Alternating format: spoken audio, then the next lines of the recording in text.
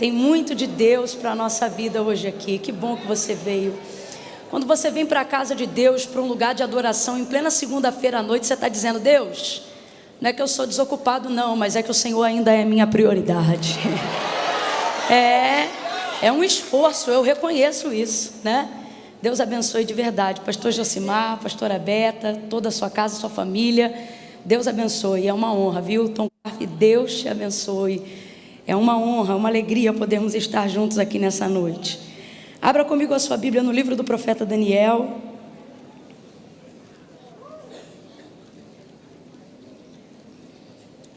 Poucas vezes eu tremi tanto. Estou me lembrando de quando eu tinha 16 anos. E fui ministrar pela primeira vez, fui trazer uma palavra pela primeira vez. E ali eu tremia porque era a minha primeira vez e eu não tinha a menor noção do que poderia acontecer. Nunca tinha feito aquilo, não havia referência alguma de o que poderia acontecer no desenrolar e na entrega. E hoje, depois de 18 anos, eu me sinto exatamente igual àquele dia, hoje, aqui e agora.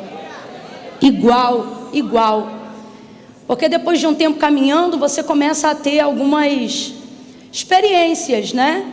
E elas vão te dando um pouco mais de confiança para saber o que acontece quando você abre o texto, quando você vai ministrar a palavra. Então você vai tendo uma referência do que já aconteceu, do que Deus já fez, do que pode ser que aconteça diante daquele texto, né? Você já começa a ter um pouco de noção qual é o reflexo da igreja ou a interação dos ouvintes.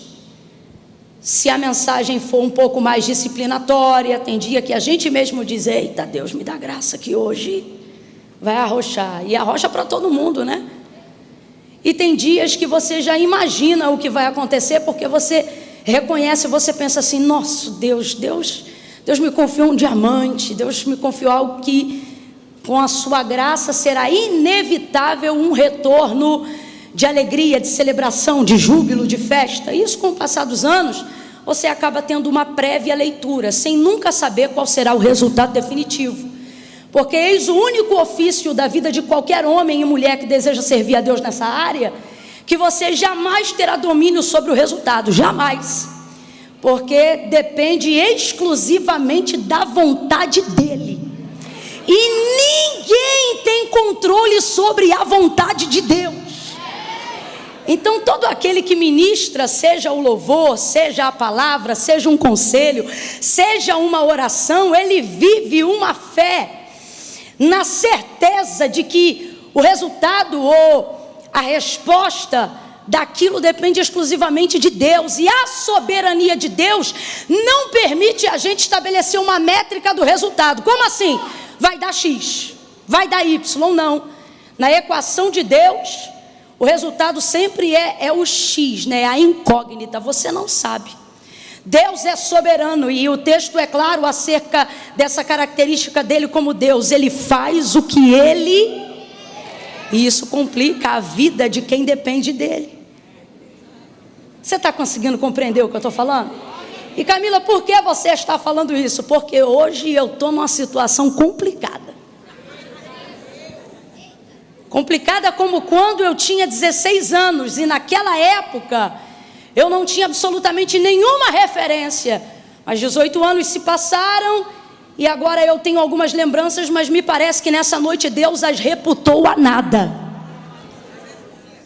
Porque havia tantas coisas das quais eu podia me apoiar nessa noite para ter um vislumbre do que eu poderia fazer e de como eu poderia ser útil. E Deus pegou toda a seleção desse acervo de anos, de textos, de mensagens e fez assim, ó. E eu disse: não faça isso comigo, não.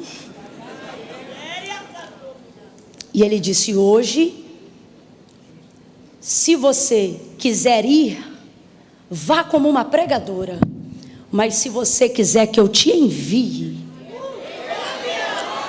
seja profeta. E ser pregador é muito bom, Mas não foi nem isso que me fez escolher a opção 2. Foi quando eu discerni. Ele pode até permitir que eu chegue, mas na segunda opção ele está dizendo que vai comigo, que me envia. Então eu estou tremendo, porque é de hoje para agora. Daniel, capítulo de número 10. Não espere retórica, não espere oratória, não espere técnica.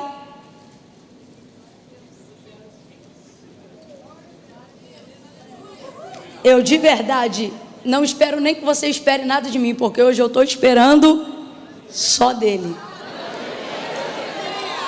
Espere dele.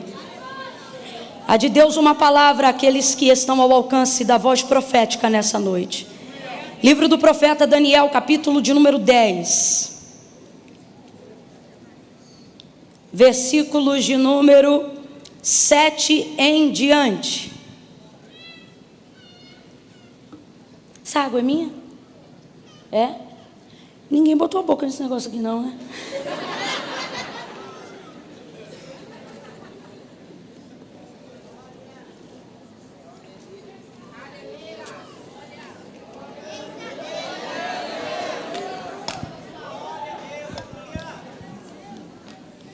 Diz assim o texto: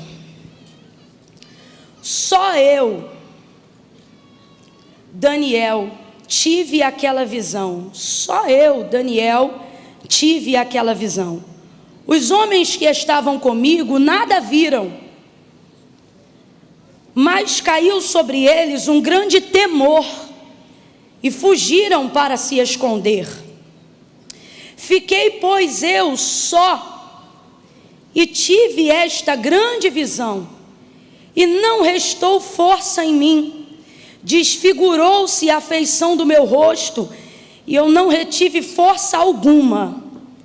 Contudo, ouvi a voz das suas palavras, e ouvindo a voz das suas palavras, eu caí com o rosto em terra, profundamente adormecido. Olha para o teu irmão e diga assim: desmaiou. É isso aí, ele desmaiou.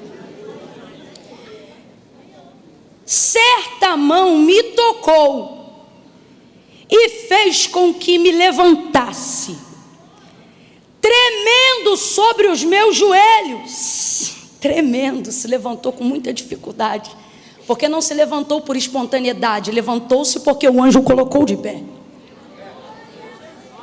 Então ele tremia e batia os joelhos um no outro, tentando manter-se de pé. E sobre a palma das minhas mãos, ou seja, se levantando, e disse: Daniel, homem muito amado, atende as palavras que te vou dizer e levanta-te sobre os teus pés, porque te fui enviado. Ao falar ele comigo esta palavra, pus-me em pé, tremendo.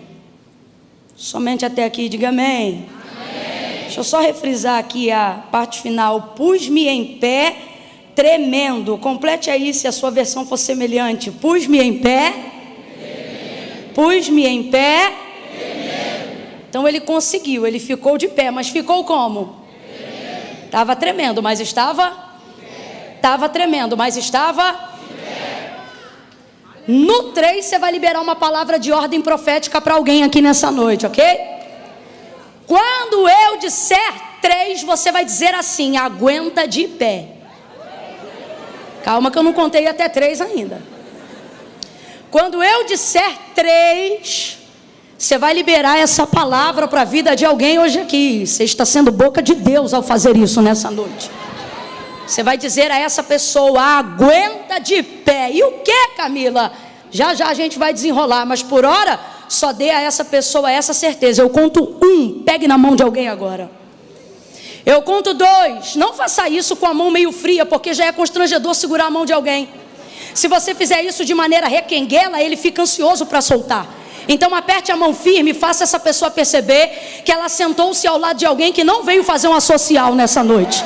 Que ela está sentada ou de pé ao lado de um profeta, de uma profetisa do eterno. Que Deus colocou essa pessoa com uma palavra de Deus em seus lábios para levantá-la, para inspirá-la.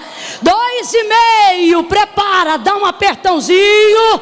Olha para ela, no 3 você vai dizer: aguenta de pé. 3, libera. Repete de novo e diga: aguenta de pé, de pé. Vai tremer, mas vai ficar de pé. Vai sacudir, mas vai ficar de pé. Não vai ser fácil, mas você vai aguentar de pé. Fica de pé. Oh, glória aos que estão de pé. Podeis assentar. Glória a Deus. Aos que estão de pé, aguentem. Aguentem de pé. Glória a Deus. Durante a trajetória do profeta Daniel, esse grande homem de Deus, que cresceu tanto na Babilônia, ele vai deixar para nós ao longo da sua trajetória lições que são importantes e indispensáveis nesta noite. Me parece que Deus reuniu nessa noite aqui os escolhidos a quem Ele confiou uma visão. Não são aqueles a quem Deus deu o poder de enxergar, são aqueles a quem Deus confiou uma visão, ou seja, a capacidade de enxergar além daquilo que está diante dos seus olhos no momento, a capacidade de ver o que acontece depois das circunstâncias e dos dias difíceis, a capacidade de acreditar que tem algo além, algo a acontecer depois do que já aconteceu, algo a viver depois do tanto que sofreu. Enfim, gente que consegue enxergar aquilo que ainda não existe, porque não depende das circunstâncias favoráveis, para crer que esse futuro está próximo e em tempo oportuno se tornará presente em sua vida. E eu tenho essa impressão, eu tenho essa certeza, para falar a verdade, que Deus reuniu aqui nessa noite gente de visão. Gente a quem Ele quer dar uma estratégia de continuidade. Porque o mais difícil não é ter uma visão, é suportar a realização dela. É esperar até o dia do cumprimento, quando ela deixa de ser uma visão e se torna uma realidade em sua vida. E a visão, ela tem um poder de, ainda que não seja a realidade presente, ou seja, sendo um vislumbre do futuro, ela tem o poder de mexer com toda a nossa estrutura. É por ela, na verdade, que a gente caminha. Tanto que quando temos a oportunidade de estar em lugares de extrema escassez, onde não há perspectiva e, consequentemente, expectativa alguma de vida e futuro, o que mais assombra quem tem uma vida saudável, quem tem esperança e vislumbre de um futuro melhor, diante dessas pessoas que moram em lugares de extrema escassez, onde toda a sua vida é limitada por aquilo que está acontecendo agora, visto que eles não têm referência alguma de sucesso à sua volta. Alguns porque não têm nem mesmo televisão que lhes ajude com a arte, com o lúdico, a sonhar alguma coisa que está a acontecer. Outros que porque também não têm nenhuma referência humana, de ninguém próximo, que dê a eles a inspiração de que se alguém conseguiu, essa pessoa também pode conseguir. Fazendo a obra missionária, eu já tive a oportunidade de entrar em lugares onde o que mais me assustou não foi a escassez de comida, não foi a escassez de bebida, por mais escasso que fosse. O que mais me assustou foi olhar para crianças de 7 anos que ainda não fazem cálculos sobre a vida. Quando você pergunta, por exemplo, para uma criança o que ela quer ser quando crescer, ao te responder, por exemplo, que ela quer ser astronauta, ela não faz a conta de quanto estudo, ou de quantas faculdades, ou de quanta ajuda será necessária até que ela consiga viver a realização disso. Então, isso torna o sonho para ela algo extremamente possível agora, enquanto ela tem 7 anos. Quando você pergunta, por exemplo, para uma criança que lugar que ela quer conhecer, e ela fala sobre um parque temático famoso, ou sobre um lugar que ela quer ir, ela não sabe nem quanto o pai dela ou a mãe dela, quem sustenta ela, ganha de salário. Ela faz essa viagem no pensamento dizendo: eu quero conhecer tal lugar, porque o sonho ele encurta o percurso. E ele não faz a pessoa medir o cálculo para chegar até lá, ele só faz essa pessoa ver a realização da chegada. E uma das coisas que mais me impressionou nesses lugares de extrema escassez, não era a falta do recurso, mas até em decorrência do recurso, ou da falta dele, e a falta de inspiração para ver, para sonhar, enfim, o que me espantava era olhar para crianças de 6, 7 anos de idade e perguntar para elas, na tentativa de puxar uma conversa, e dizer assim, o que você quer ser? E ela não ter resposta alguma, porque ela não acredita que ela seja alguém e que ela possa ser alguma coisa. Você olhar às vezes para alguém e perceber que a crença da limitação não está só no recurso, mas está no pensamento. Por exemplo, esses dias, junto com uma amiga, ela olhou para uma dessas crianças e, querendo saciá-la, visto que ela não tinha possibilidade de recurso algum, mas essa amiga que estava presente podia dar o recurso, ou seja, a realização de qualquer sonho, de um brinquedo que ela tivesse, olhou para ela e disse assim, o que você deseja ter? Fala um presente que eu quero trazer para você, na próxima vez que eu vir aqui. Ela devia de ter uns 8 anos de idade mais ou menos, e aí ela disse assim, ela não conseguia responder, e aí a amiga insistia e dizia assim para ela, qualquer coisa, uma boneca, uma bola, o que você quer, o que você fala que a tia vai trazer para você, o que você quer, escolhe alguma coisa, uma coisa que você gosta muito. E ela dizia, o que você trouxer tá bom. E olhando para os olhos daquela criança, você não via que era uma humildade disciplinada ou uma virtude espontânea, mas o que havia ali era a falta completa de qualquer expectativa de que alguma coisa boa ou que valesse a pena poderia acontecer com ela.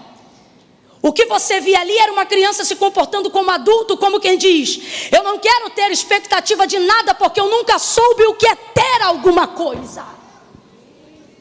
Então eu não posso gastar o restante que eu tenho de vida acreditando em algo que eu não sei se vai acontecer.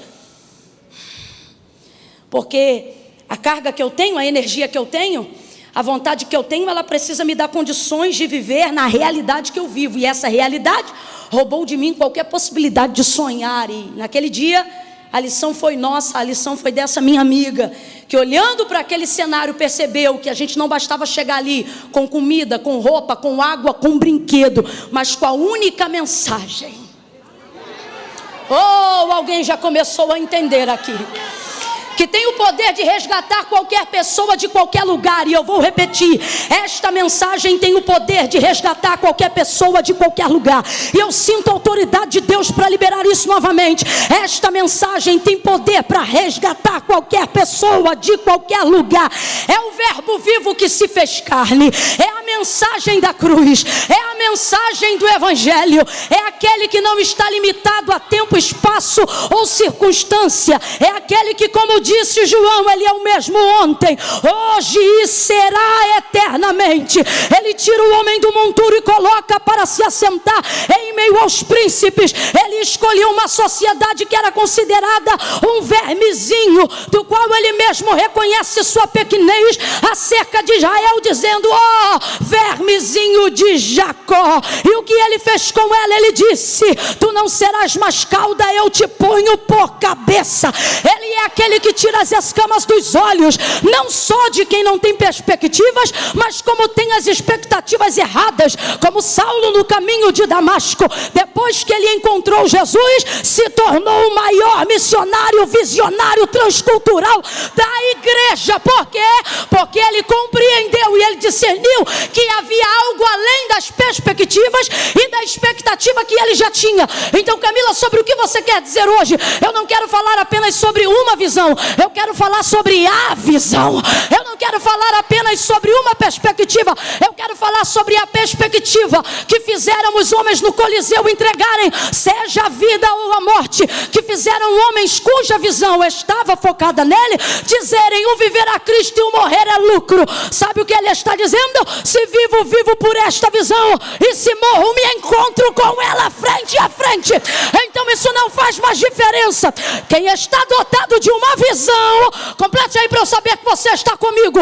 Quem está dotado de uma visão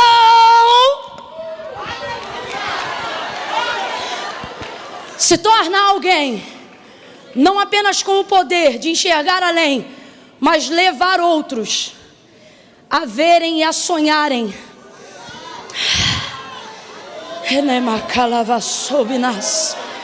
Na mesma perspectiva, você se torna um canal que leva as pessoas a transcender.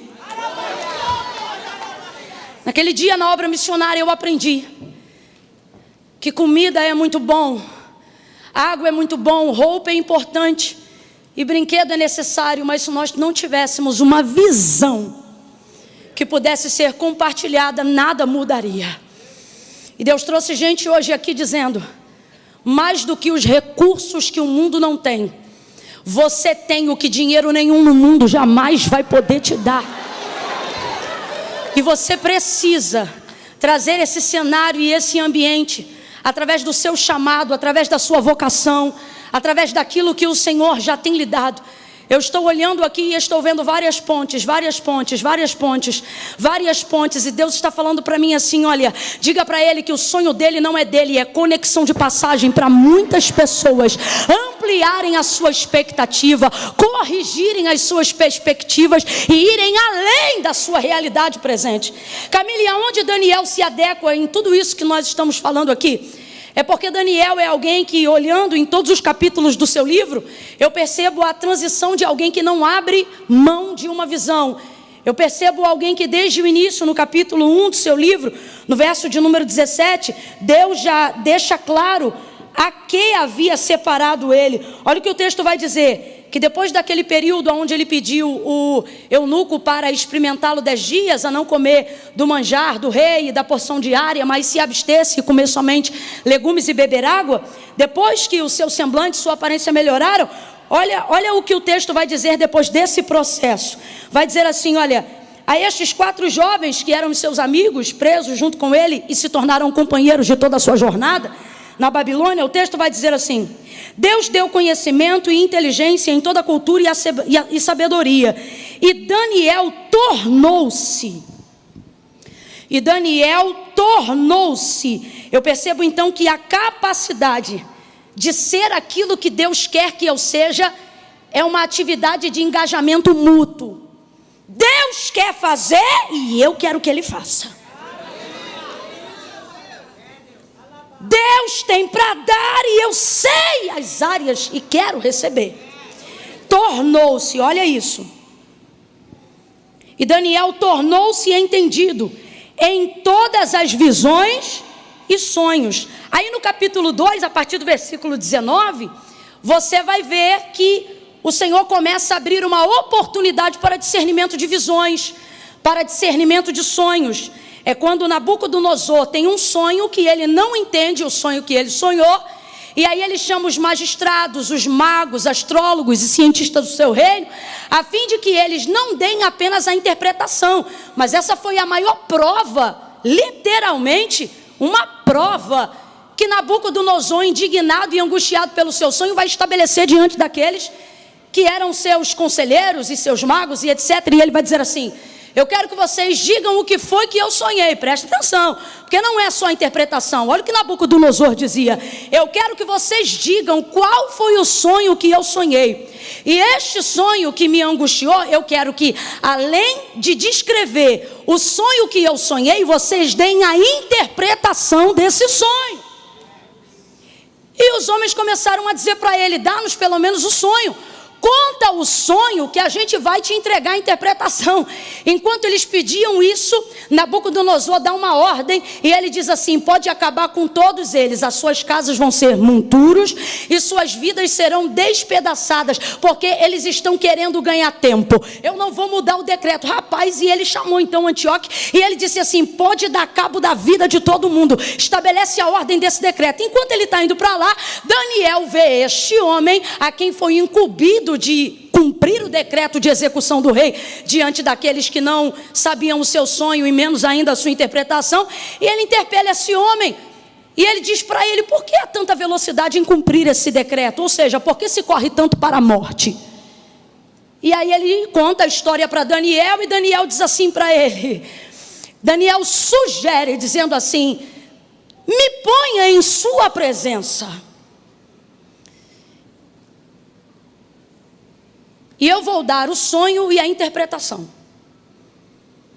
Daniel sai daquele momento, aguarda ser chamado, chama seus amigos e diz: orem por mim. Levantem um clamor para que Deus haja com misericórdia, porque Ele foi agir em defesa da vida. E eu sei que o nosso Deus é misericordioso. Naquele tempo, envolto em intercessão e no desejo de salvar pessoas, porque uma visão que não visa salvar pessoas não servirá a sua execução, não servirá a sua estratégia. O Senhor dá para ele o sonho, meu Deus, e dá para ele a interpretação do sonho. E ali começa então Daniel a discernir e a compreender a vontade de Deus para a sua vida e a sua vocação naqueles dias, dentro desse reino e dos futuros que viriam, e dentro daquele palácio. Ele entra na presença do rei, o restante você já conhece a história. Ele entrega para o rei o sonho, ele dá a glória toda para Deus, dizendo: olha, nem eu e nem nenhum daqueles que o Senhor matou ou mandaria matar poderiam dar a interpretação, porque esse mistério só o Deus do céu, a quem eu sirvo de contínuo, só Ele poderia dar. Olha o que ele está dizendo: não é falta de glória deles, nem excesso de glória minha, a glória é de Deus. Ele deu o sonho e ele me contou qual é a sua interpretação. E assim foram se intensificando as visões de Daniel. No capítulo de número 5, ele agora é chamado, depois de muitos anos e de mais algumas visões, para poder interpretar a mão que escreveu na parede, diante do banquete que Belsazzar ofereceu, e fez uso dos utensílios da casa do Senhor, vituperando assim a glória de Deus em desonra diante dos homens. Ele era um homem soberbo, não havia nele humildade, ele exaltava o próprio coração. Aí nesse banquete uma mão apareceu, arrebatou-lhe a alma, tamanho pavor da visão que Belsazzar teve, numa visão diante dos seus olhos, e ele queria a interpretação daquelas palavras, mene, mene, tekel, fazim. E ele ficou impressionado e ele disse: quem poderá? Daniel, olha esse homem. Ele tem o poder de interpretar, vai ouvindo isso aí, de interpretar sonhos e visões, e traz o currículo de Daniel. Belsazzar aprova e diz: manda ele vir. Quando ele vai entrando na presença de Belsazzar, Belsazzar pergunta para ele: és tu aquele Daniel? O que ele está dizendo? Você é o mesmo? Você mudou? Você ainda discerne? Você ainda entende? Deus ainda te usa? Como se fosse isso. E Daniel dá para ele a interpretação e diz o que vai acontecer. E mais uma vez, sem deixar fio solto, a interpretação é certeira, porque verdadeiramente é Deus que dá a Daniel o discernimento, as visões e as intenções dos corações de quem procura saber a interpretação. Vem caminhando comigo mais um pouquinho. Aí no capítulo de número 7, você vai ver uma virada. A vida de Daniel ao longo dos anos vai se transicionar, porque se lá no capítulo 1 ele é um jovem, aqui no capítulo 7 ele já é um senhor. Se lá no capítulo 1 o seu cabelo é pretinho, aqui já está tudo branquinho. São momentos da vida onde você pensa: o que mais eu poderia ver? São momentos da vida, numa aplicação prática aqui para nós, aonde a gente pensa: depois de tudo que eu passei, depois de tudo que eu vivi, depois de tudo que eu já vi e conheci, será que haveria ainda algo depois disso? Vamos falar a verdade? Muitas vezes associamos o sucesso daquilo que Deus quer fazer em nós ou através de nós e limitamos isso ao tempo da vida que contamos no Cronos. Olhamos para o espelho e se já não há um corpo muito robusto, pensa-se que já não há mais vigor. Logo, Deus não pode contar tanto com você. Não é como Deus age, mas é como a gente pensa. Porque normalmente refletimos em Deus o reflexo que temos do julgamento que fazemos para as outras pessoas. Só que como disse o Senhor a Samuel, eu não vejo como vê o homem. O homem olha a aparência, o homem olha o que está fora, mas eu, Samuel, eu provo os corações ao longo de toda uma vida. Ainda que nessa vida você tivesse dias para viver 1000 anos, Deus não está contando com o braço da sua carne. Deus está sempre olhando para a pureza do seu coração. Deus está sempre olhando para a intenção da sua alma. O que eu digo aqui não é conversa emocional, não. Estou falando conforme me deu ordem o Senhor. Mas para que você tenha certeza, quando o Senhor apareceu a Abraão a primeira vez, Deus deu a ele uma forma de fazer cumprir o que ele havia prometido a Abraão. O que ele prometeu a Abraão? Muita terra, muita possessão geográfica e territorial para a sua herança. Então, a fim de fazer Abraão peregrinar, para que no período de caminhada ele conhecesse e se relacionasse com Deus, porque quando Deus chama Abraão para ver Canaã, Deus não está chamando Abraão para conhecer terra, Deus está chamando Abraão para conhecer ele. Tanto é que ele já sabe que a terra era Canaã, mas ele não diz, vem que eu vou te mostrar Canaã, não, vem que eu vou te levar para uma terra. Responda aí, Deus sabia ou não sabia qual era a terra? Sabia, mas não contou para ele, porque isso não é sobre caminhar para Canaã, isso é sobre caminhar com Deus até chegar lá. Isso é sobre conhecer Deus, não é sobre conhecer uma terra.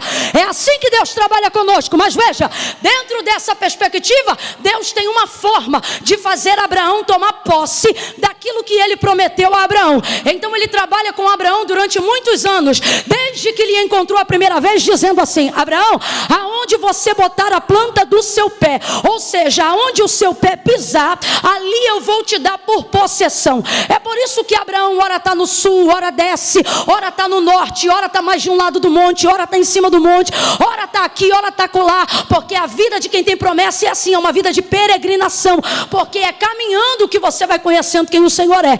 Então veja, enquanto ele tem força, enquanto ele tem vigor, enquanto ele vai caminhando com o Senhor, aonde ele pisa, Deus vai dando possessão, aonde ele pisa, Deus vai botando na escritura, vamos dizer assim, da herança de Abraão. Ele pisou, é dele, ele pisou, é dele, ele pisou, é dele, é dele, é dele. Se ele virasse para o norte, era dele, se ele subisse ao sul, era dele, se ele descesse ou ficasse ao centro, era dele, porque o método para tomar posse da terra que Deus confiou era: onde você botar o seu, aonde você botar o seu.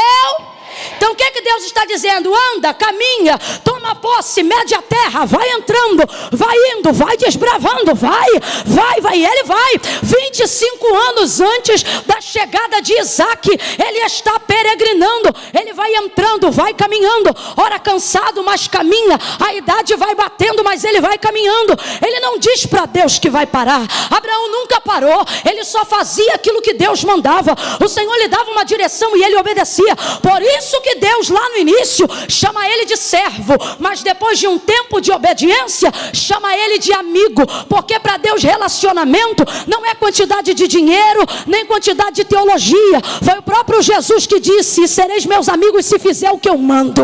Abraão tem um nível de obediência, do qual fez no início da sua caminhada ele ser chamado de servo, e no final dela ele ser chamado de amigo de Deus. Tamanha era a disposição da sua obediência para fazer aquilo que Deus mandava. Então Deus nunca parou de mandar ele andar. Só que quando Deus parou de dar a direção que ele tinha que seguir, ele ficou estático em um lugar. Por quê? Vendo Deus que já não havia nele o mesmo vigor de suas pernas, a panturrilha já não estava mais durinha. E imagina você locomover de lugar para lugar. Não é a tua casa, é a tua casa e tuas 1000 ovelhas, teus 30.000 camelos. Aí rapaz, era uma engenharia. Era uma engenharia. Casa de Abraão tinha mais gente do que tem hoje aqui, se contar de servos e servos nascidos dos seus servos. O texto diz que havia na casa de Abraão 3 gerações nascidos de servos. Quando Abraão ia desarmar a tenda, não fica imaginando que ele enrolava o tecido da tenda. Bota, é ruim, hein? Era uma engenharia.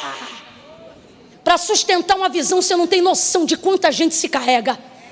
Antes de Jacó morrer e partir para o Senhor, vamos dizer assim, ele disse assim: já não enxergo muito bem, meu filho José, no dia que o viu novamente. E disse para ele: mas eu me alegro, porque quando te vi partir, te vi só. E ele foi embora. Por quê? Porque seus irmãos lhe venderam. E venderam por quê? O texto diz, Gênesis 37, por causa dos seus sonhos.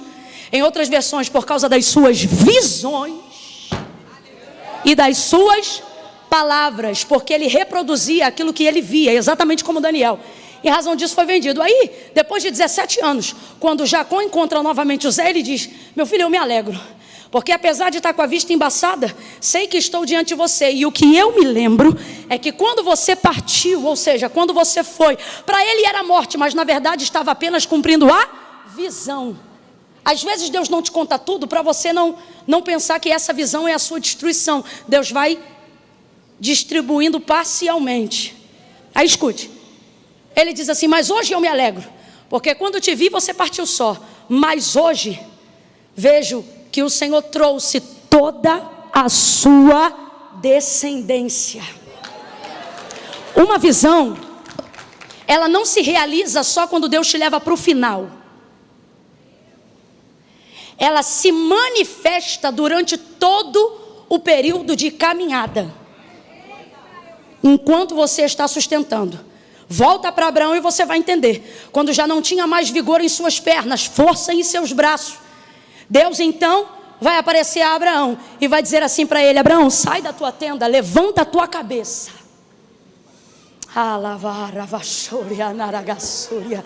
É aqui que você vai ver o poder de uma visão.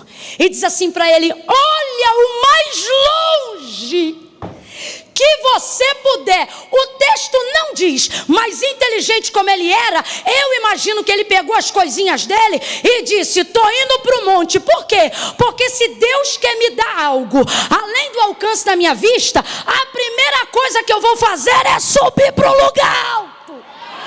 Se ele é inteligente como eu creio que era, eu creio que ele não só foi para o quintal, mas ele deve ter caçado o lugar mais alto que ele podia subir. Porque depois que não havia mais tanta força em seus braços, tanto vigor em suas pernas, para continuar utilizando aquele mesmo método de possessão que Deus havia lhe dado por causa da visão que lhe entregou, aí Deus vai dizer para ele: Abraão, levanta a tua cabeça. E ele diz assim: porque aonde os seus olhos alcançarem, oh meu Deus do céu, aonde a sua visão alcançar, aonde a sua visão alcançar. Quem tem braços para fazer isso, reproduza isso agora. Quem não tem, reproduza na alma, porque aonde o teu corpo não alcança, a tua visão te eleva. Mas quem tem, traga isso para o espiritual com os braços agora. Coloque ele para frente, não para o alto, coloque ele para frente, como quem aponta algo muito distante, muito distante. Ah, meu irmão, eu estou contando com a tua esperança, mas se tiver faltando em você, vem comigo. Só faz o que eu estou falando, porque crede em Deus e estareis seguros. Credes nos seus profetas e prosperareis. Pega o teu dedo e aponta bem distante. Eu vou te dar um conselho agora. Ei mocidade, aponta distante, minha filha. Deus está te dando uma oportunidade hoje. Ei ancião, aponta para longe aí agora. E esse longe não é dezembro não, aponta para mais longe. Quer um conselho? Sai de 2022, vai entrando enquanto você aponta para 2023, 2024, 2025, 26, 27, 28, 29, 30. Ai Camila, eu acho que tem gente que já baixou o braço. Isso é para quem vê. Oh meu Deus do céu. Ai Camila, eu acho que eu não vou ter idade até 2030 não. A tua visão está curta, mas se hoje você apontar, Deus está dizendo: ei, e quem disse que se você apontar para 2030, é só para você que eu vou dar 2030? O que foi que ele disse? Os filhos dos teus filhos, os filhos dos filhos dos teus filhos, e os filhos dos teus filhos nele, eu te visitarei até 1000 gerações. O que o Senhor disse em Gênesis 12: em ti serão benditas. Aponta aí, aponta aí, aponta aí que eu não acabei. Aponta. O rapaz do teclado pode me ajudar? Eu sinto que aquele que habita entre os louvores, eu não sou disso, não é costume meu, pastor. Não é costume meu, mas há um mover profético aqui nesta noite. Oh, meu Deus do céu. Pode crescer, viu? Pode crescer sem medo. Se o rapaz da bateria quiser me ajudar com os pratos, pode vir também. Oh, quem ainda está aguentando com a mão ao longe? Deus está dizendo: eu vou em ti visitar os netos que você ainda não tem. Eu vou em ti abençoar o caminho dos teus filhos que ainda não tem decisão e poder para escolher. Olha o que ele diz a Abraão: Abraão, levanta a tua visão. Olha, levanta a tua cabeça, amplia a tua visão. Agora não é mais perna, agora não é mais braço. Olha o que Deus vai dizer: porque aonde os seus olhos alcançarem, você alcança riqueza, então veja a riqueza. Você alcança a faculdade, então veja a faculdade. Você alcança a cura desta enfermidade, então se veja curado. Se veja depois dos meses de quimioterapia, se veja depois dos meses de fisioterapia. Aonde você alcançar, ali eu te darei. Oribadacando rebanho. Agora com a mão estendida, abra a mão assim, ó, na mesma direção.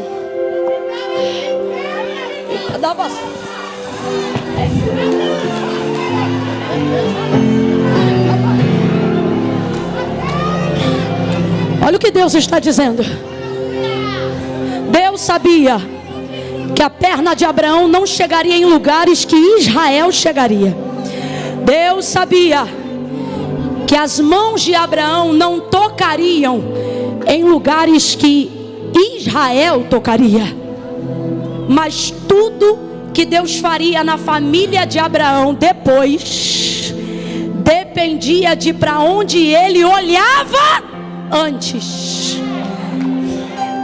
Tudo que está para acontecer agora nesse contexto, no futuro de Israel, não é só de Isaac. Isaac vai ser pai de Jacó, e Jacó vai se chamar o quê? Israel.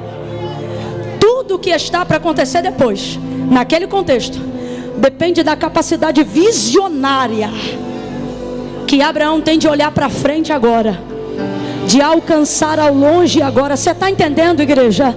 Ei, meu irmão, ei, pastor, você está entendendo? Ei, profeta, ei, pregador, ei, adorador, você está entendendo? Faz assim a mão, assim, ó. Então olha o que Deus está dizendo para Abraão: não mais perna, não mais braço. Porque tem tempo que Deus faz isso com a gente, né? Tempo que a gente sua, tempo que a gente se esforça. Só que Ele sabe quando a sua carne não pode ir além. Ele sabe quando o seu advogado não pode ir além. Ele sabe quando a sua conta corrente não combina com o seu sonho. Ele sabe quando o seu esforço, quando a sua medida não combina com o que você está vendo. Então Ele não usa mais o seu recurso aqui para chegar lá. Ele olha aonde você vai chegar e aproxima isso da sua visão. Por que minha mão está estendida, Camila? Quem estendeu e aguentou até agora, recebe. O que Deus está dizendo é: a partir de hoje, debaixo desta palavra, o que não couber no seu bolso, mas couber na sua visão, olha para lá. Por quê? Porque tudo que couber na sua visão, completa aí para mim agora, para eu ter certeza de que você está me ouvindo bem. Tudo que couber na sua, Deus vai colocar na sua mão. Vai vir para a sua mão. Vai vir para a sua mão o que o teu salário não comporta. Mas se couber na tua visão, teu salário não te bota lá, mas traz aquilo para os teus olhos. Deus vai cumprir essa visão. Se assente glorificando a Deus.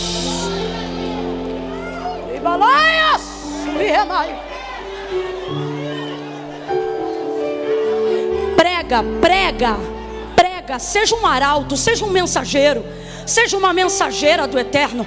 Olha para alguém e diga: nem tudo é com o pé, nem tudo é com a mão. Mas tudo depende da sua visão. Deus está dizendo: eu vou contigo até onde a sua visão alcança. Porque não há nada, olhe para cá, que Deus coloque dentro de você que Ele não seja capaz de sustentar. Camila, como é que eu sei? Camila, e como é que eu sei? Se a gente puder deixar as luzes acesas, me ajuda um pouquinho, senão eu vou ficando meio tonta. Camila, como é que eu sei que o que eu carrego não é de mim? Porque dá tanto trabalho que se fosse de você, você já teria conseguido desistir.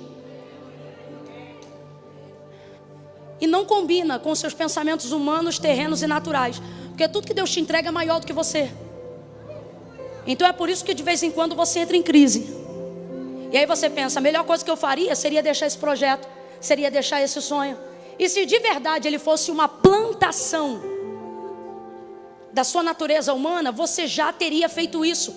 Porque é característico de nós procrastinar o que a gente não dá conta de resolver na hora. E por que você não consegue fazer isso? Será que você não entendeu que essa visão, ela não é sua? Aí vem comigo aqui sobre Daniel. No capítulo 8, as visões que no 7 se tornam maiores, agora ficam mais intensas. Presta atenção. No capítulo 7, elas já estavam grandes. Só que no capítulo 8, as visões que no 7 já eram grandes, agora elas ficam mais intensas. Vou te exemplificar num campo natural, tá bom? Físico. Tem sonho que você tem que ele é muito maravilhoso, mas ele não é intenso. Então você acorda depois de 10 minutos, se não contar, já esquece o que sonhou. Em contrapartida, já existem outros que nem foram tão longos, mas foram tão intensos, que às vezes você reagiu até no físico. Quem aqui já acordou com uma dor de um golpe ou de alguma coisa que passou no sonho e carregou a dor para o físico mesmo depois que acordou? Pode ser psicossomático, mas pode ser igual aconteceu comigo uma vez. Você acredita que eu tenho um sonho ridículo guardado na minha mente? E quando eu digo ridículo é porque eu não estou falando de uma visão, estou falando de dormir de barriga cheia mesmo. Eu sonhei, na minha perspectiva, que eu estava a noite inteira olhando para um poste com a luz acesa. Claro que a duração de um sonho não é a noite inteira, a gente sabe disso. Mas dentro daquilo que eu considero tempo e que é relativo à minha compreensão, a impressão que eu tive é que eu passei a noite inteira sonhando com um poste de luz acesa. Quando eu acordei, porque no sonho eu queria abaixar a cabeça e não conseguia, porque a minha traqueia, como é que a gente chama esse osso que fica aqui? Pois então, a minha traqueia começou a doer, e a minha vontade no sonho era assim, eu queria abaixar a cabeça, mas eu não consigo. Resultado, quando eu acordei com uma dor terrível. E que posição eu estava? Com a cabeça presa na cabeceira da cama, tentando voltar minha cabeça para baixo e não conseguia. Então, na verdade, o sonho só produziu aquilo que meu corpo já estava vivendo. Por isso eu acordei com dor. Então, eu não estou falando disso. Não estou falando de sonhos nessa esfera. Agora, esse sonho foi curto, foi ridículo, mas você vê, já se passaram anos e anos e eu ainda lembro dessa agonia. Por quê? Porque ele foi intenso, marcante, a noite inteira olhando para o mesmo lugar. A noite inteira vendo a mesma coisa e tentando mover o meu corpo para um movimento diferente, e eu não conseguia. Então isso acabou intensificando, me marcando. Agora, o contexto aqui não é só profético e sobrenatural, mas para comprovar o que eu estou querendo dizer sobre a intensidade dos sonhos, quando você vem caminhando num caminho onde Deus vai te dando as visões e os sonhos, e você procura ser diligente com aquilo que você está sonhando, com aquilo que você está vendo, Deus não só aumenta a envergadura do sonho, como Ele intensifica a força do sonho dentro de você, Camila. E ao longo da trajetória de Daniel isso aconteceu exatamente, paulatinamente, cronologicamente, como está escrito dentro do seu livro, exatamente como eu tenho relatado aqui para vocês, desde Daniel 1 até Daniel 8. Aí em Daniel 8, ele vai ter uma experiência acerca desses sonhos e dessas visões. No capítulo 7, Camila, o que você define que os sonhos ficaram maiores? Que as visões se tornaram maiores? Foi quando Deus tirou ele do contexto pessoal e colocou ele no contexto governamental da nação. Ele já não sonhava com um ou com outro e nem interpretava o sonho de A, B e C. Deus estava dando para ele visões a nível nação. A grosso modo, para todo mundo entender, Deus não está agora falando para Daniel apenas o que acontece no quarto do rei. Deus está falando para Daniel sobre as decisões que o rei vai tomar e nem sabe ainda. Não, você está entendendo isso aqui? É sobre isso. Aí no capítulo 8, como é que a gente sabe que elas ficam mais intensas? Porque vai acontecer no 8 que ainda não aconteceu em nenhum desses períodos. O corpo dele vai começar a sentir na carne o que Deus revela no espírito. Olha isso aqui. No capítulo 8, numa visão do reino de Belsazar, aquela a mais conhecida no início da revelação, do bode, do cordeiro, ele vai dizer assim, olha, verso 17, você vai achar que eu estou lendo o mesmo capítulo que a gente leu quando começou o culto, a pregação, mas não é outro. Olha o que ele vai ler. Ele veio para perto de onde eu estava. Ele quem? O anjo. Porque ele tinha acabado de ter uma visão às margens do rio Ulai. Aí ele diz assim, e vindo ele, fiquei assombrado e caí com o rosto em terra. O que é isso? A perna não aguentou. Aquilo que ele está recebendo, seja em visão aberta ou em arrebatamento, é tão forte, tão forte, tão forte, que ele não suporta isso nem no físico e nem no espiritual. Camila, se o que Deus está revelando para ele é no espiritual, como é que ele não suporta nem no espiritual? Está acontecendo com ele o que aconteceu em João capítulo 1, verso de número 17, quando viu um anjo que era conservo de João, ou seja, ainda não era a imagem do Cristo glorificado, era apenas um dos anjos que estavam ali naquela atmosfera. Só que olha o texto vai dizer que preso na ilha de Pátimos, João vai ser arrebatado numa visão. Se ele vai ser arrebatado numa visão, quem subiu para o nível de revelação que Deus estava entregando para ele, ou seja, para o Apocalipse, foi o corpo ou foi o espírito? Tem gente que está na dúvida, eu vou perguntar de novo e vamos fingir que isso não aconteceu. Ele disse, o Senhor me arrebatou em visão. Então eu vou perguntar de novo, as visões que ele recebeu no corpo, em carne, na prisão, ou recebeu no espírito, na atmosfera da revelação? Em carne ou espírito? Em carne ou espírito? Ele transcendeu e foi para uma área que carne e sangue não entrava. Então se ele está em espírito, depois deste homem falar com ele e chamá-lo, e o texto diz que ele cai como morto, ou seja, na visão ele dobra o joelho e vai para o chão, porque nem em espírito ele está aguentando o que ele está vendo.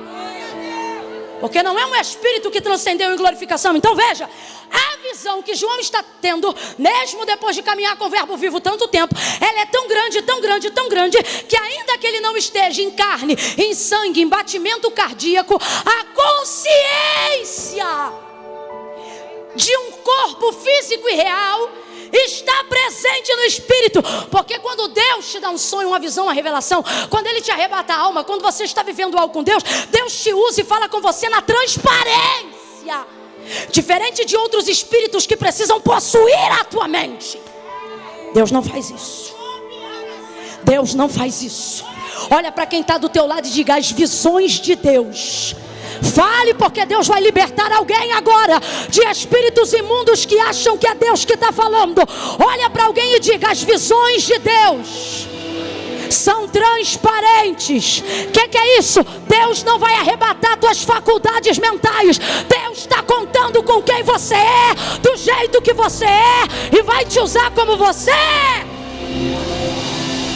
Aí veja, Daniel agora entrando nesse nível e nessa intensidade. Camille, por que você está pregando essa mensagem? Olhe para quem está do teu lado e diga, porque você vai entrar num novo nível.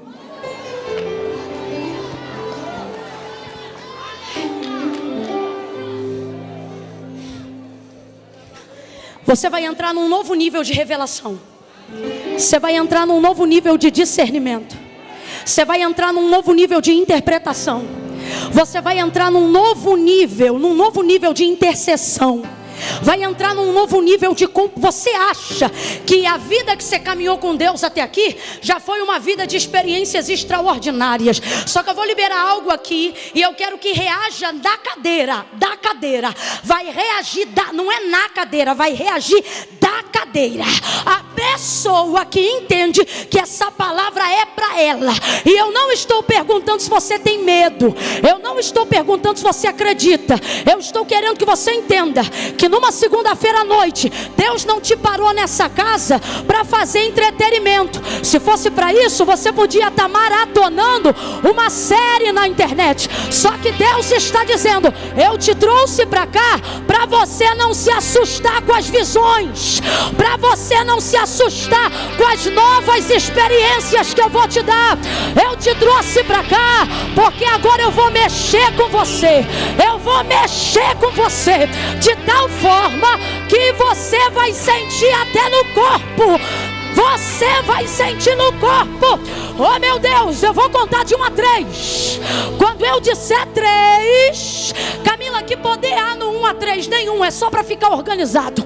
Quando eu disser 3, você vai bater na mão de alguém e vai dizer para essa pessoa: teu nível muda hoje. E eu vou para que nível? Mais intenso, mais profundo. As visões vão ser mais intensas. Prepara.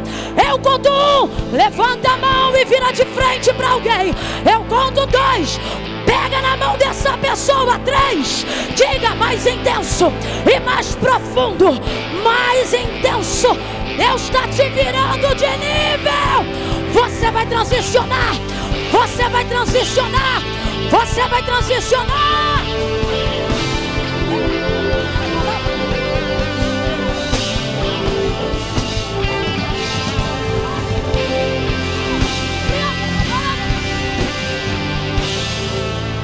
Se prepare para ver novas línguas. Variedade de línguas. Se prepare para interpretar línguas. Camila, mas Deus nunca me prometeu isso. Ele está falando com você agora.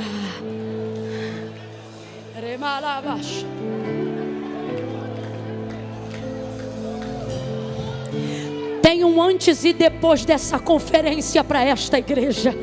Tem um antes e depois para ministérios depois deste culto. Tem um antes e depois aqui para famílias depois desta reunião. Oh, você vai sair diferente, porque as visões vão se tornar mais intensas e mais profundas.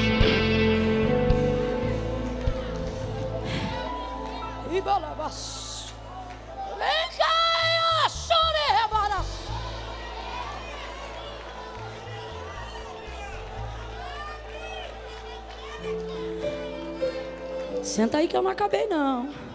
Só vou acabar quando eu chegar no 10. Já cheguei no 8, falta só 2.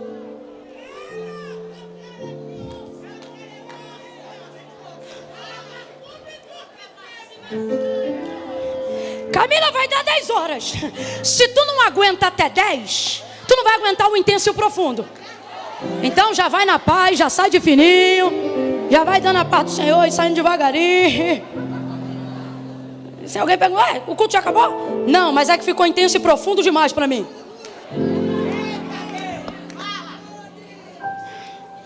Ficaram mais intensas e mais profundas. E a gente se sente tão incompetente diante das visões, diante do que Deus dá, porque, como eu disse, é sempre sobre coisas muito maiores do que a capacidade da nossa força, do nosso braço, das nossas conexões, que de verdade, se dependesse só da gente, há muito a gente já teria deixado. Quantos aqui não viram uma obra que falava sobre Deus? Algo que era para a glória de Deus, mas que Deus fazia com que isto passasse por você. Já passaram por situações, aqui os mais experientes vão entender o que eu estou falando. Já passaram por situações do qual sua própria consciência dizia assim para você: você não precisa disso. Como que ele diz? Larga isso. Está obedecendo fulano por quê? Está passando por tal situação. Todo mundo aqui que tem de Deus uma obra, em algum momento já foi tentado a um larga tudo. E vai viver a tua vida, a tua família. Só que esse é um grande lance depois que você recebe uma visão de Deus. Você vive para ver cumprido diante dos seus olhos aquilo que Deus revelou. E não há nenhuma outra área que te dê maior contentamento e realização do que isso. E não há nenhuma outra coisa que te chame mais a responsabilidade do compromisso do que isso. Você não consegue se envolver tão profundamente com nada como você se envolve com isso. realmente toma a mente. Por isso que de vez em quando lá fora alguém olha para um crente e diz: fizeram lavagem nele. Porque toma a nossa mente. Mas é transparente, é consciente. Por isso a gente sabe tudo que envolve. De vez em quando a gente quer deixar, mas não consegue. Porque a visão sustenta de pé quando a alma quer desistir. A visão sustenta de pé quando a lógica não faz mais sentido. Tem hora que a gente gasta tanto que você vê que a causa do envolvimento na visão já não é retorno. Porque você já deu mais do que podia ter. Mas você continua. E alguém pensa: o que é isso?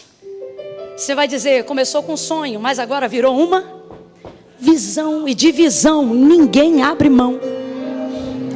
Por que o evangelho é tão grande, é tão lindo e tão maravilhoso? Óbvio, porque está baseado em Cristo. Mas por que seu discipulado é tão poderoso? A verdade é que todos nós aqui desfrutamos dos efeitos do evangelho. Mas estamos envolvidos e só aguentamos até aqui por causa da causa do evangelho.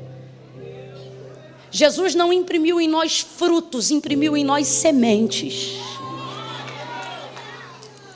Jesus não discipulou em nós resultados, discipulou em nós métodos. O que você acha que faz Pedro em Lucas 5 voltar para a mesma rede, para o mesmo barco e para o mesmo mar, depois de já ter feito uso de um método que não deu certo? Ele disse: já fiz isso a noite inteira, mas vou de novo por causa da tua palavra. É uma palavra que nos disciplina de tal forma que quando a gente já está sendo provado e quase tentado a desistir, o treinamento se torna maior do que o resultado. E aí a gente não abre mão e continua. E não é nisso que começa a aparecer o nosso valor? Não é nisso que começa a aparecer a nossa fidelidade? Não é nisso que a gente começa não a se orgulhar, mas a glorificar, como quem diz: Deus, o Senhor sabe que pode contar comigo. Não é isso que faz a gente sair da posição de servo, que só trabalha para receber, e entrar na posição de amigo que continua, mesmo depois de não ganhar mais nada. Não é isso. Tem gente que diz assim: Camila, meu relacionamento com Deus já foi melhor naqueles tempos do início. Quando você era servo? É porque agora Deus está te provando para ver se você passa no crivo do amigo.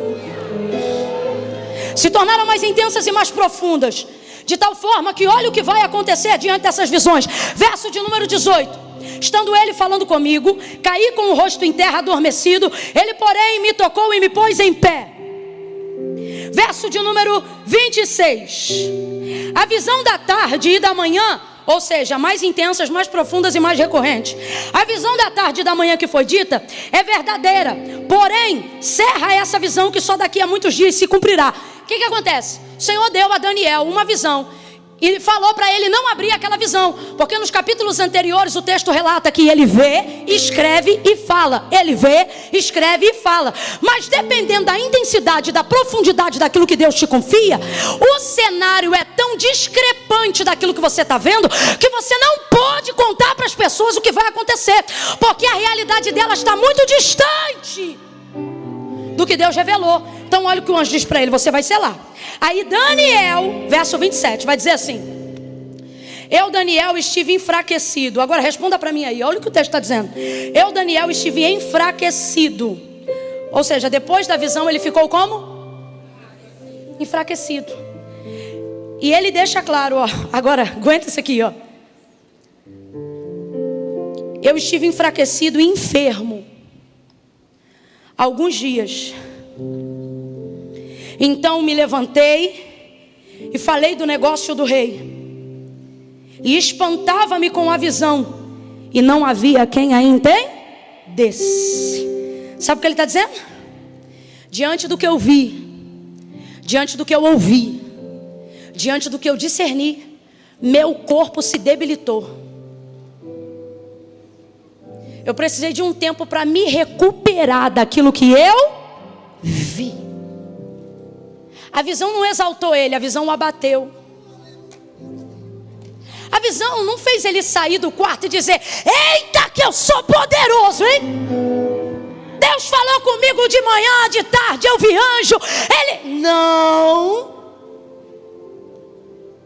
Visão grande é só para quem consegue ser humilde de porta fechada, sem ninguém olhando a performance. Rapaz, a visão foi tão grande que envolveu o corpo dele. E agora eu encerro aqui com vocês no 10. Camille, por que você está falando sobre o 8? Porque eu não quero que você saia daqui iludido, achando que porque estou falando de sonho, visão, futuro e esperança, isso não vai envolver sua carne. Isso não vai envolver seu corpo. Isso não vai envolver o fato de algumas pessoas que estão do seu lado não conseguirem entender o que você vê. Maria, quando foi dizer a José que estava grávida do Espírito Santo, a promessa era para se cumprir na família dele, porque quem era da casa de Davi era ele e não ela. Então veja, ele estava na revelação, mas ele não compreendeu. É complicado quando Deus te confia uma visão que nem quem está do seu lado consegue entender. Isso debilita a sua alma. E por vezes, dependendo do que Deus te mostrar, vai debilitar o seu corpo também. Só que depois de alguns dias ele se levantou. A maior visão da vida de Paulo, não foi aquela do terceiro céu. Por que não? Porque aquela foi em decorrência da primeira. Se não tivesse acontecido Atos capítulo 9, jamais teria tido tantos níveis de transcendência celestial. O que aconteceu foi que ele viu Jesus no 9, num resplendor de luz do céu que o cercou. Aí o texto diz que ao ver essa luz e ela resplandecer diante dele, ele caiu com seu rosto em terra. Então, como Paulo entrou na visão que Deus estava dando, que Cristo estava dando para ele ali no caminho de Damasco, indo ao chão, mas como que ele saiu? O Senhor disse o que para ele? Levanta-te. Então no processo às vezes você se arrasta. No processo às vezes você fica acamado. Eu não vim mentir para você não. No processo às vezes nem tua família te entende. No processo às vezes até teus amigos acham que você está maluco. Só que Deus está dizendo: eu não vou te fazer viver a realidade dessa visão caído. Fica de pé. É por isso que no sonho, quando ele caía, o Senhor mandava um anjo e dizia: bota ele de pé. Teve visão que Daniel teve, que assim como João na ilha de Patmos, ele desmaiou mesmo em espírito, mas o Senhor dizia: Gabriel, levanta ele e faça ele entender a visão. Era Deus dizendo o quê? Vai doer, a carne vai tremer, mas você aguenta carregar o que eu te confiei. Então fica de pé e vai viver o que eu te dei. Era isso. No capítulo 10, eu encerro aqui, vai acontecer a mesma coisa. E ele vai dizer: só eu, Daniel, tive aquela visão. Essa daqui já não é apenas governamental ou nacional, mas faz alusão direto ao início das revelações das 70 semanas que chamamos de Daniel. Aquelas que estão perfeitamente coadunadas com a que João recebeu na ilha de Patmos. E aí ele vai dizer assim: fiquei, pois, eu só e tive esta grande visão, e não restou força em mim, e desfigurou-se a feição do meu rosto, e não tive força alguma. Contudo, ouvi a voz das suas palavras, e ouvindo a voz das suas palavras, caí com o rosto em terra profundamente adormecido, e certa mão me tocou, e fez com que me levantasse, vem de novo, fez com que me... O que o texto está dizendo? Que o anjo botou ele de pé? Não. Que o anjo só falava com ele para que ele se... Não podia ter dado a mão e ter posto o homem de pé? Não podia ter pego no colo e ter falado: firma aí os artelhos, igual Pedro fez com aquele da Porta Formosa? Mas não. Ele só falava, ia dando discernimento, e dizia para ele, enquanto ele está prostrado, dizia para ele: levanta. Levanta por quê? Porque a visão ainda não acabou. Ele caía antes de Deus completar a visão, porque era muito tremendo, igual João. João não caiu no capítulo 20, caiu no capítulo 1. A visão já era tão extraordinária que antes de Deus revelar tudo, ele já fugia do corpo, da alma, sei lá. Então o anjo dizia para Daniel: levanta.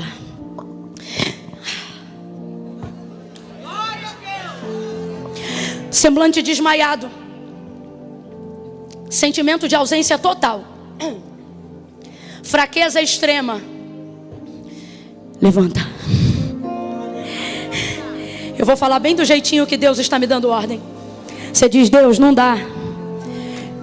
Eu estou tomando remédio tarja preta e o Senhor está dizendo: levanta. Eu não estou perguntando o que você está tomando, eu estou mandando você levantar. Deus, não dá. Meu marido foi para fora, meu marido foi embora. E Deus está dizendo: ele foi, mas eu estou aqui. Levanta. Levanta, porque a visão continua. Levanta, porque eu ainda não te revelei tudo. Levanta, porque eu ainda tenho mais a te entregar. Levanta, porque eu ainda tenho mais a te dizer. Levanta, porque eu quero falar com você. Levanta.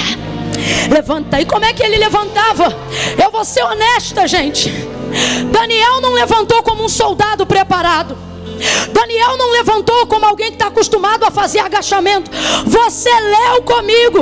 A visão ainda não tinha acabado, pastor Josimar. E assim te diz o Senhor: você deve levantar, porque eu só estou te dando o início da revelação. Eu te treinei para ver o que você ainda vai ver. Eu te preparei para você alcançar o que ainda vai alcançar. Ele está enfraquecido.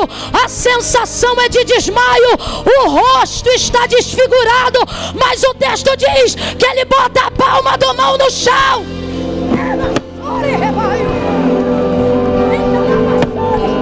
Para quê? Ele está buscando apoio nele mesmo. Ele está buscando apoio nele mesmo. Ele se esforça e bota um pezinho primeiro, depois bota o outro, e ele fica firme, Camila. Fica não. O texto diz que ele bate um joelho no outro, mas ele aguenta a visão. Deus está dizendo a alguém aqui: você vai sentir medo, mas aguenta a visão. Você vai sentir fraco, mas aguenta a visão. Você será traído, mas aguenta a visão.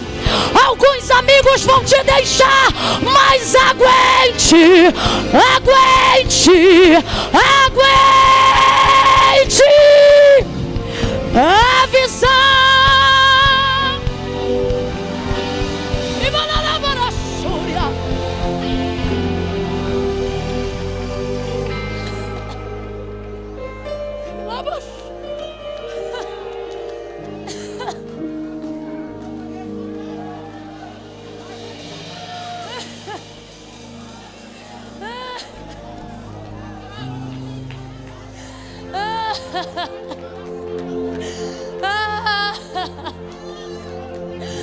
Você vai chorar. Algumas pessoas vão te deixar, outras vão te trair. Você vai ver reis se levantarem e vai ver reis serem destituídos. Rapaz, olha aqui. Daniel não era rei, Daniel nunca foi rei, mas coabitava dentro de um palácio. Ele viu reis entrarem e reis, mas ele, porque quem tem visão aguenta, fica, transcende. Você vê a economia ser abalada, mas quem tem visão transcende. Estamos vivendo um tempo onde os reinos estão abalados.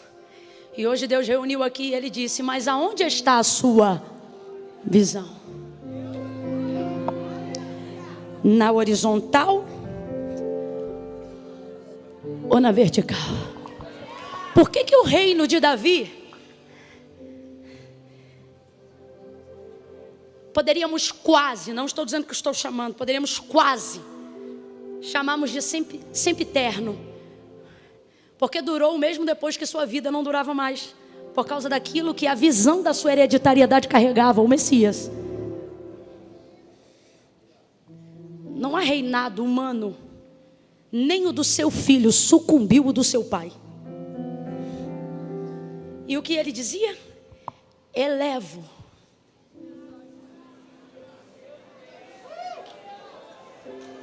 Eu elevo. Não olha para as circunstâncias. Não olha para os boletos que se acumulam na escrivaninha. Não olha para os comentários negativos da sua rede social. Não olha para os haters. Não olha para os hackers. Não olha para o cancelamento. Deus hoje trouxe homens, mulheres, jovens, crianças. E Ele está dizendo: eleve.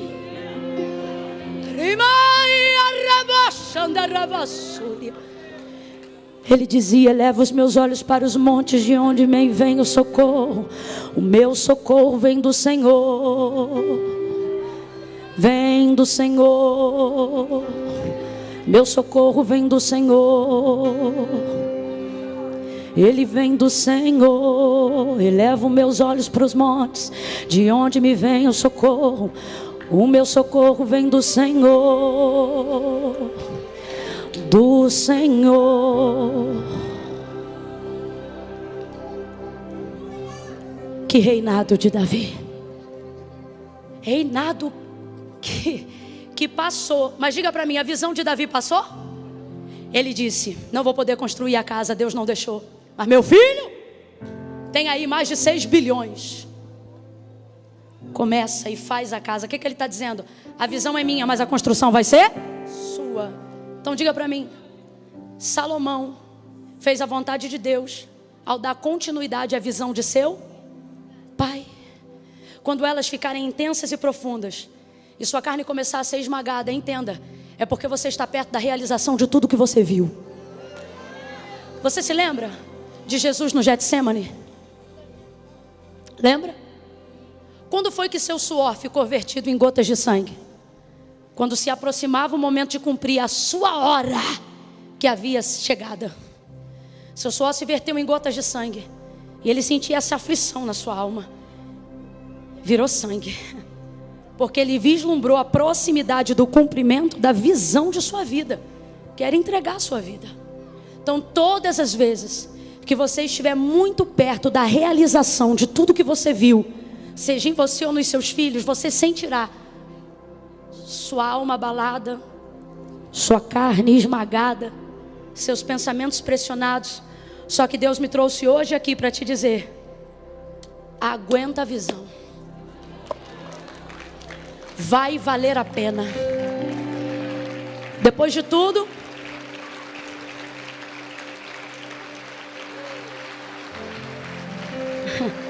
o livro do profeta Daniel se encerra no capítulo 12. Suas visões ainda não se cumpriram todas.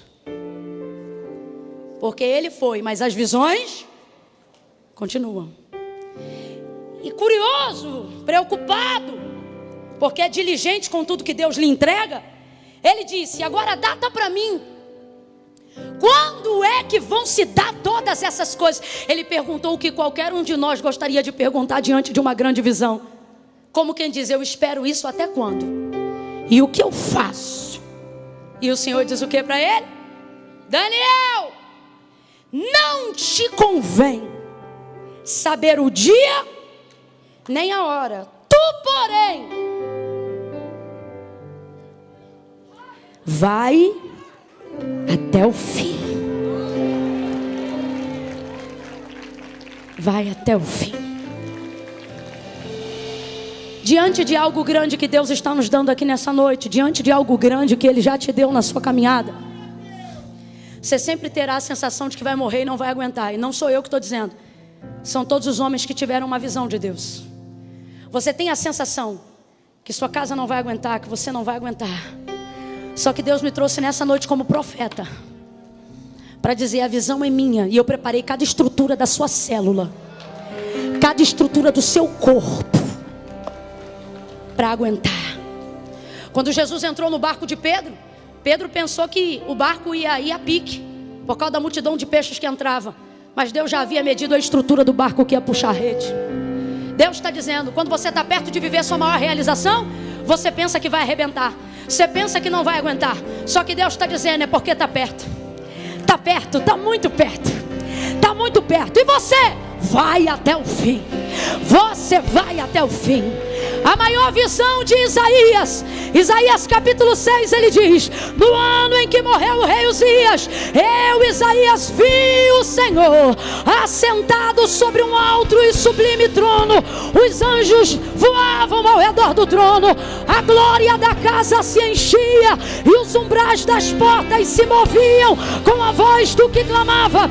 Verso 5 do capítulo 6, Isaías dizia: ai de mim, eu vou morrer, porque estou vendo a glória do Senhor.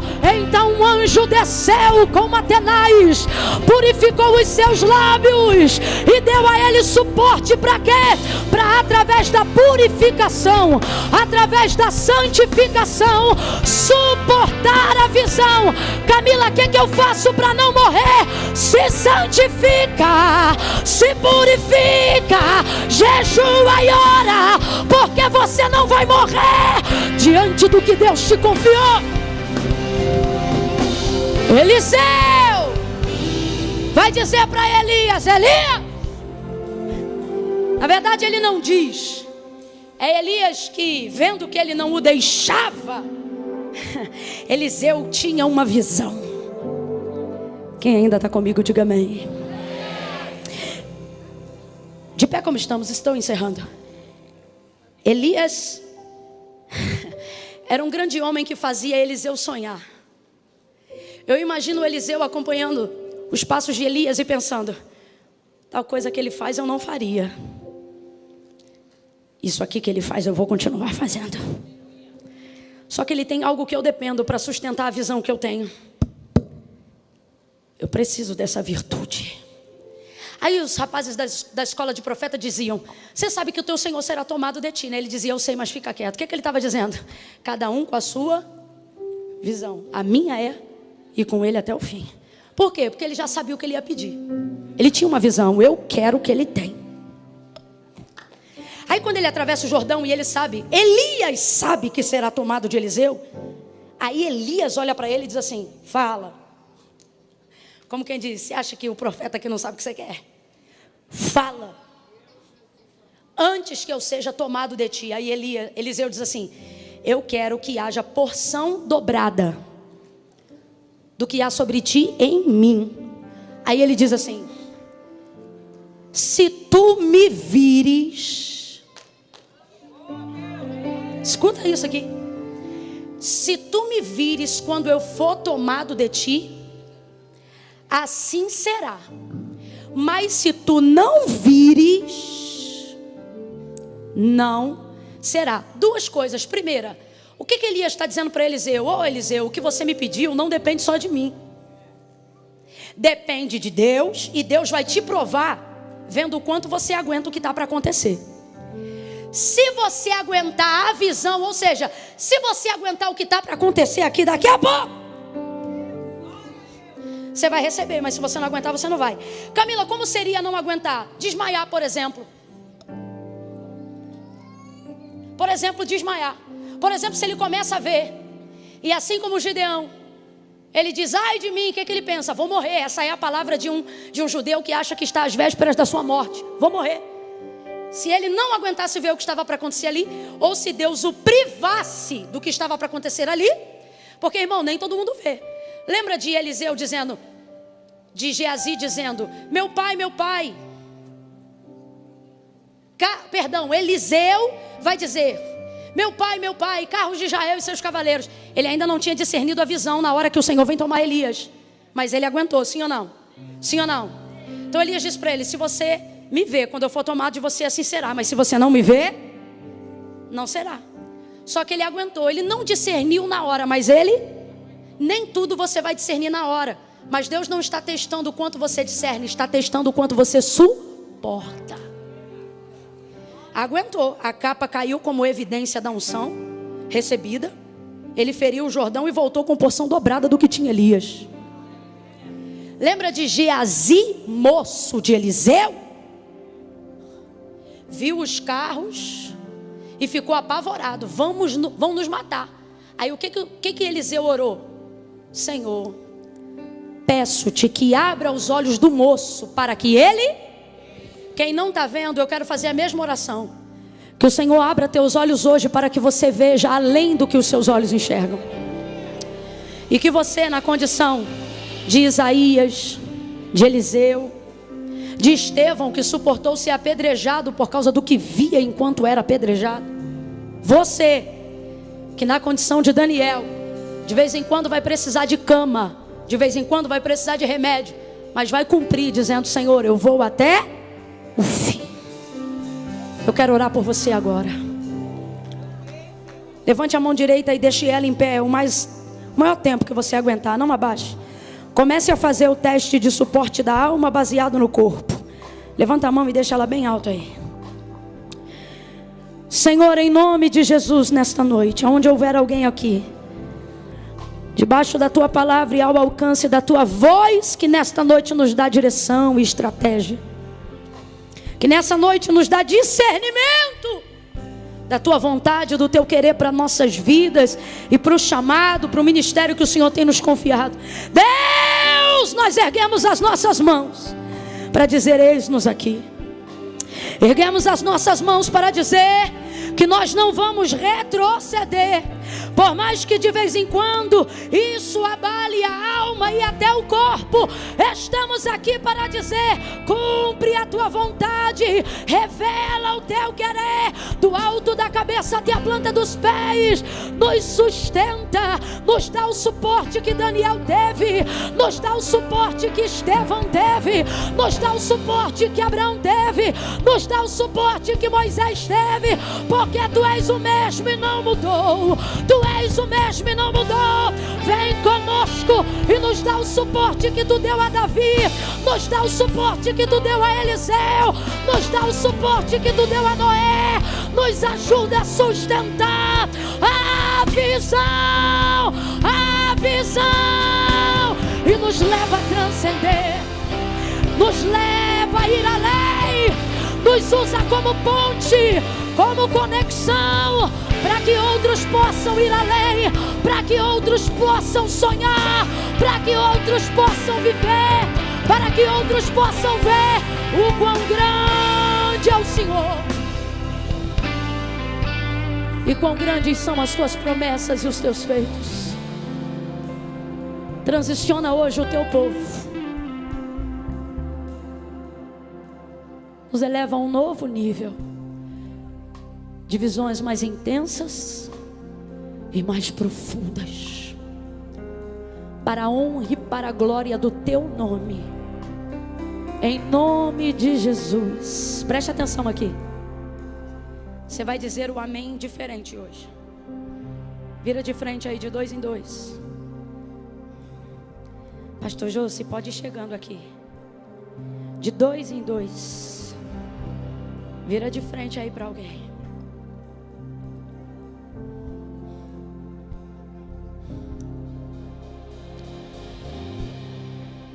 Às vezes, a gente precisa de alguém que nos dê suporte físico para sustentar a visão. Pastor José, fica bem aqui no meio, por favor, bem aqui no meio. Vou repetir. Às vezes, a gente precisa de suporte físico para sustentar a visão que Deus nos deu. Ó, Moisés no cume do monte, pastor Josimar, a guerra se dando lá embaixo. O texto diz que quando ele abaixava as mãos, por cansaço, muito tempo sustentando a visão, o povo perdia. Mas quando Arão e Ur levantavam suas mãos, cada um de um lado, o povo prevalecia. Eu queria chamar aqui agora o Wesley, e queria chamar seu filho aqui agora para me ajudar. João, fica à direita do seu pai.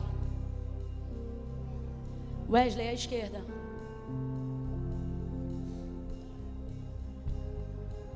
Eu prometo, não vou dizer mais nada, vou entregar só o que ele me deu. No 3, você vai dizer amém. Calma. Mas você vai dizer amém levantando a mão de quem está diante de você.